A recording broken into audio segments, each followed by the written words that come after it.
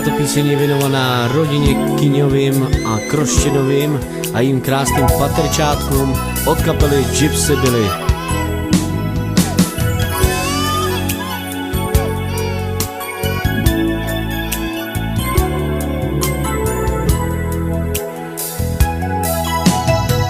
Šumen Roma sope začilja,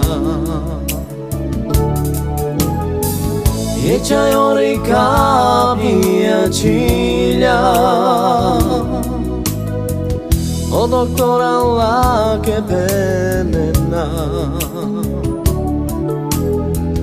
hojla panča vore avena,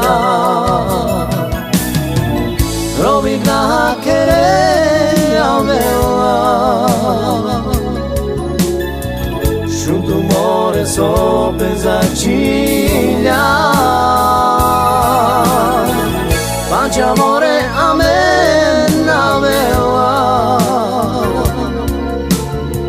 socialmen devokera.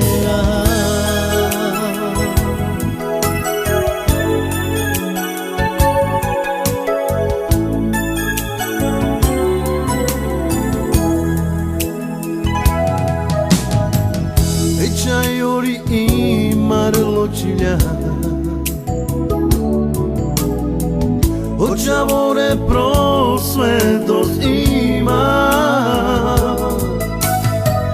za njih fajta palaterove nas,